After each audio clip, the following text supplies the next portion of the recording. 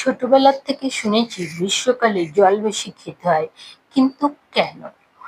কারণটা কিন্তু অনেক সময় এক্সপ্লেন করা হয় না। তাই আজ ভাবলাম এর কারণটা নিয়ে একটু আলোচনা করা যাক। অনেক মানুষই গ্রীষ্মকালে অসুস্থ হয়ে ডক্টরের কাছে গেলেই তাদের ড্রিপ মানে স্যালাইন ওয়াটার চড়িয়ে দেওয়া হয়। আসলে গ্রীষ্মকালে অধিক তাপমাত্রার জন্য আমাদের শরীর থেকে প্রচন্ড ঘাম বের হয়, যার জন্য আমাদের শরীরে জলের মাত্রা কম হয়ে যায়। আর তাই স্যালাইন ওয়াটার চড়ানো হয়, কারণ ঘামের সঙ্গে নুনও বেরিয়ে যায়। ডক্টরের মুখে আমরা শুনে থাকি স্টে হাইড্রেটেড, মানে আমাদের শরীরে পর্যাপ্ত পরিমাণে জল থাকা উচিত।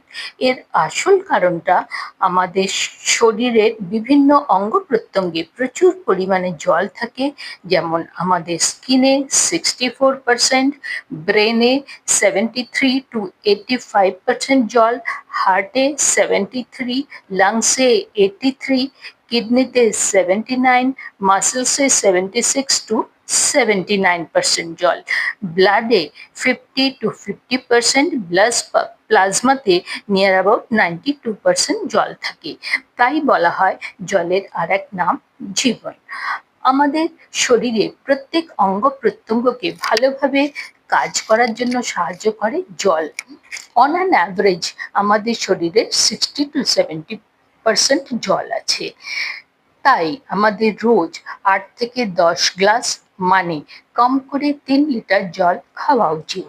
আর এই কাজে আমাদের হেল্প করার জন্য প্রকৃতি মা আমাদের জলীয় তরিতরকারি মানে সবজি এবং ফল দিয়ে থাকেন।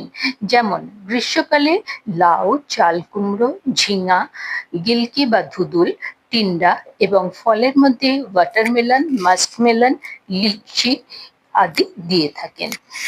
আশা করি বিষয়টা আজ আমি পরিষ্কার করে বোঝাতে পারলাম। যদি আপনাদের ভালো লেগে থাকে তাহলে অবশ্যই কমেন্ট করে জানাবেন। আর এইরকম ইন্টারেস্টিং টপিক নিয়ে চর্চা করতে হলে আমাকে অবশ্যই সেই টপিকটাও জানিয়ে দেবেন। ধন্যবাদ।